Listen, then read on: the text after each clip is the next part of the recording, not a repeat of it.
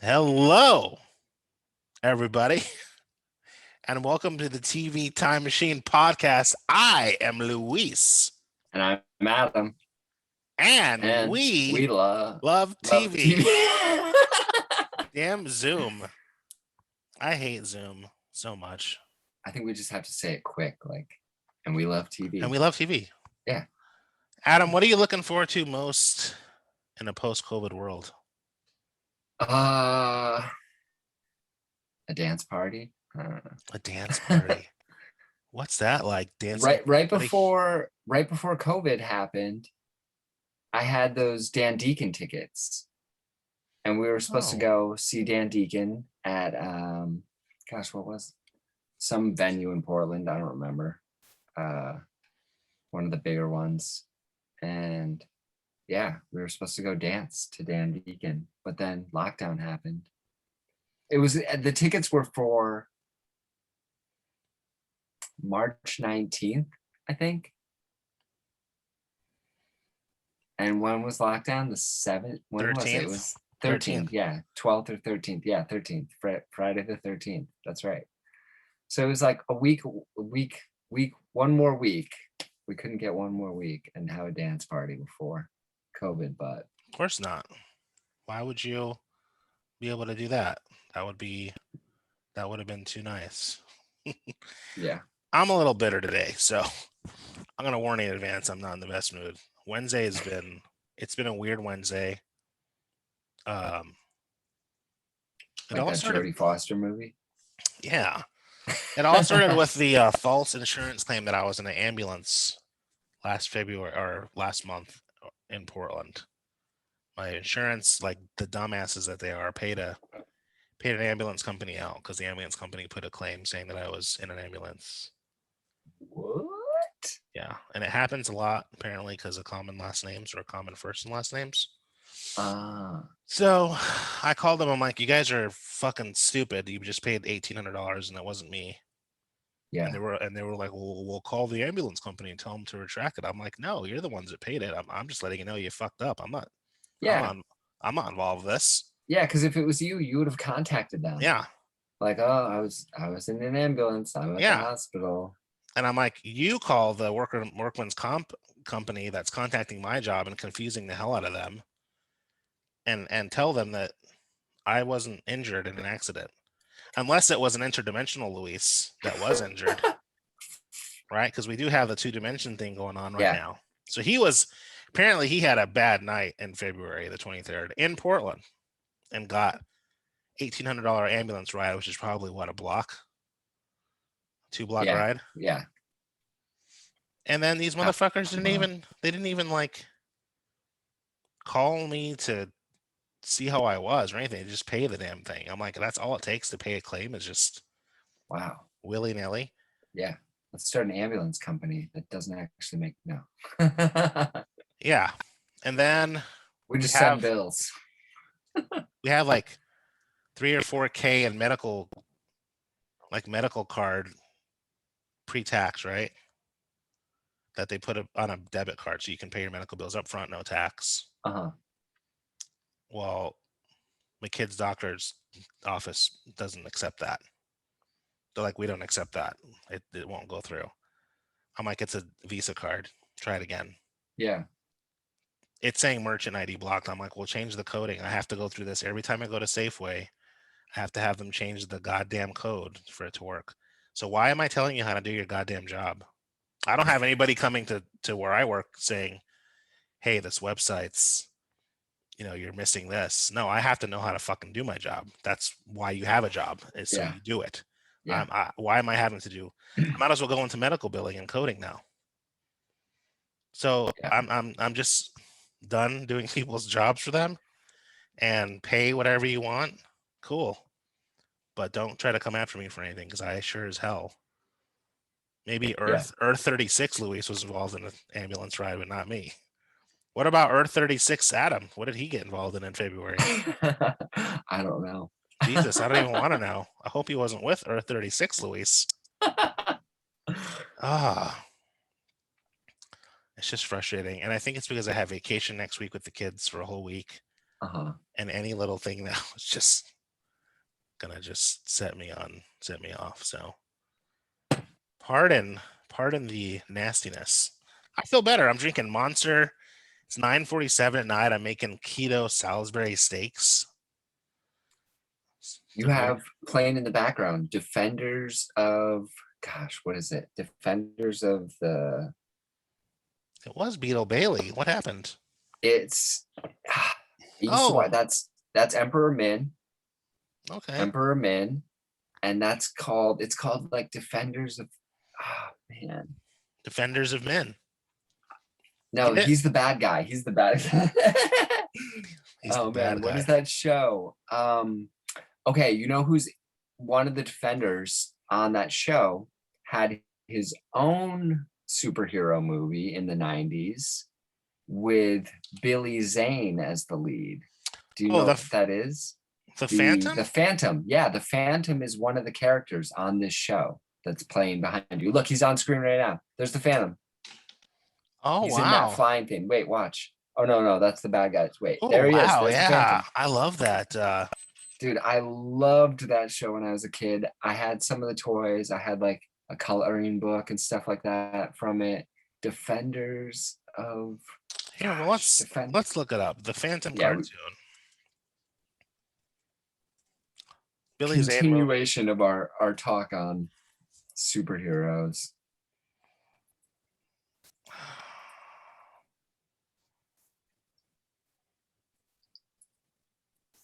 It might be like Defenders of the Planet or Defenders of the Galaxy. Defenders of the Earth? No, that's not it.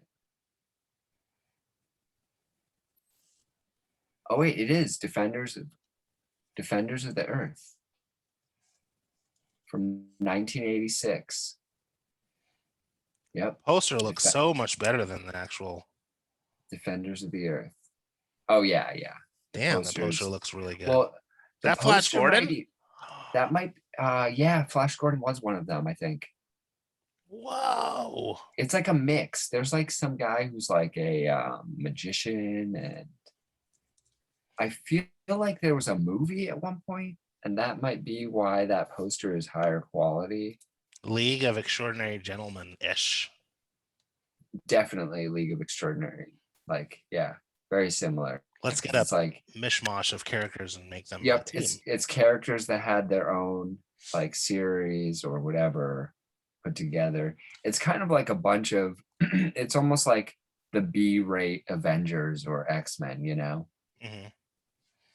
or Justice League. Like it's like, you know, like the dollar store version essentially. But it was big. But it was like, you know, it was like Hanna-Barbera to like Disney or whatever. Yeah, it's like if Hanna-Barbera got all their characters together. Why is that doing that? Damn it. Yeah. And included the Paw Paw Bears too. Yeah, but it was a comic from Star Comics. You know, like I said, interesting. Yeah. So we're here today to talk about jumping the shark. And I don't think a lot of people know what that means. What the fuck is up with this audio? Are you getting that too? I hear a little bit of that muffle. Muffle. Some muffle on your end. So jumping the shark is an idiom used to describe the moment of a misguided. All right. Can you hear me? Oh, that sounds even weirder. Hold on. Technical difficulties. What's that? Oh, that sounds good. Better? Yeah. So jumping I was just telling the audience we were having technical difficulties. Oh no, I'll just edit that out. Yeah. Jumping the shark. Jumping the shark is an idiom used to describe the moment of a misguided attempt at generating new publicity for something once but no longer widely popular. Like Donald Trump. He's the ultimate He's the ultimate jumping the shark. That's when America jumped the shark. We were like, wait, what? Who's the president? No. My wife was such in shock. We were like such in shock when that was like, you know, the news was coming in, and she just, I had like a bin of edible chocolates, and she just started mowing down. She was just like, it doesn't matter, whatever. Like, but she never, she's not into edibles or smoking or anything like that. She just was like, She doesn't even drink, right? yeah, no. God, I wish I She was was like just that. like, Anything to get through it. So she was just like, it's not real. I didn't mean to veer off there, but basically it's an Oh no. attempt to recharge something. The phrase derives from a 77 episode of one of our favorite sitcoms, Happy Days, in which the character Fonzie literally jumps over a shark. Yeah. So Long that was part overdue. of the Fonzie Goes to Hollywood episode Ugh. where like Fonzie was gonna like Fonzie Hollywood. he got seen by like an agent, and Ugh. then like him and everybody goes to California. Him and the I can't think of their names. The Cunninghams go to California, Lucille Ball did that, and and so did Seinfeld. yeah, Same and exact storyline. yeah, and it doesn't go well, Because the The show Fonz is like he's such just a dropped sex. off after that. Ratings like really dropped off after that. So the usage And of it jump. was like hyped up. It was like hyped up as this big thing. Like, oh, there's gonna be this big event on Happy Days. And they like really hyped it up. So And so mom, they had like more viewers than they had recently, you know. But then everybody turned in and was like, what is this? And then it just tanked after that. so moments labeled as jumping the shark are considered indications that writers have lost their focus, that the show has strayed from the older and better formula, or that the series as a whole is declining in quality. Another example is when Dexter Morgan's sister and Dexter fell in love with him, or when she killed the chief and covered it. I've only seen part of the first season of I just Dexter. spoiled everything for you. Yeah. I don't think I'll end up watching Dexter now. We'll call that spoiler splats when we do that. Spoiler slots. That's I good. just fucking ruined the whole show. I mean, if you haven't seen Dexter at this point, it's your own fault, right? Yeah. Like I had plenty of time to see Dexter. Plenty of time. His sister falls in love with him and kills the chief to cover for him. She becomes like a murderer now. So bad. Wow. All right. Yeah, that's definitely a jump the shark moment. So we found an article from MeTV from back in 2017, written by um, the MeTV staff. So what's funny about this Mhm. is and I wish I had it with me. It's in my office, but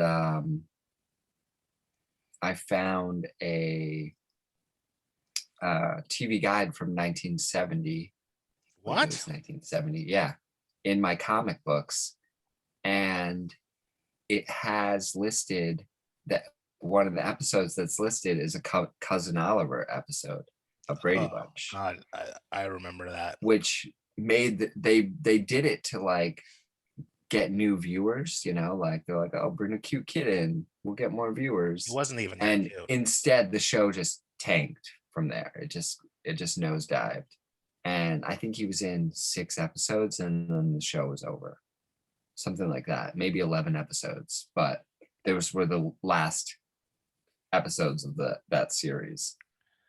Well, that sounds like the air was dirty around there, and I forgot that I have to sneak in our official sponsor for this week, which is Everlasting Comfort. I bet the Uh, air around there was stinky on the Brady Bunch. Well, it if you could, was because Cousin Oliver was a jinx, and he just made the air everywhere. you Like, know what they could have used? yeah. A humidifier. If you could put a price on comfort and harmony, what would it cost? I say it's priceless. But in the reality of money and numbers, a price tag is inevitable. The benefits of the Everlasting Comfort 4-liter ultrasonic cool mist humidifier are wide ranging. It helps Helps with my soothe this. eczema. Yeah, it helps soothe the symptoms of the flu and common cold, excuse me, offers relief from asthma and other allergens, and provides what we've all been longing for, especially these days, Adam: peace, relaxation, and the peace of mind breathing fresh bacteria, mold, spore, and virus free air brings. Mm. Get 20% off using promo code The Screen Kid at everlastingcomfort.com. You can find them uh, on our Instagram page at everlasting.com, everlasting underscore comfort.com. It's the Everlasting Comfort 4-liter ultrasonic cool mist humidifier. I hope we don't lose our sponsor after this ad. The thing I like best about humidifiers is the because you just get super dry, especially in the winter, and if you don't have a humidifier going, and then yeah, the drier your nasal passages are, your nasal cavities are, the It's more just a likely you are to get sick. it's just a You know, chafe party, you know. and having one that's antimicrobial, antibacterial is even better than your standard one where you're just like putting water in and you're like, all right, this is gonna pump through the house now, I guess. We'd also like to thank our other unsponsored. This one's an unsponsored sponsor. That was a sponsored sponsor. But our first unsponsored sponsor, Agua. Monster Energy Drink, Oh, water, and Pluto TV for Pluto all your TV. old-fashioned scent. We're Always gonna take there. our first break. When we come back, we're gonna go through 40 of the most outrageous, craziest jump the shark moments on the TV Time Machine podcast. Podcast. We'll be right back.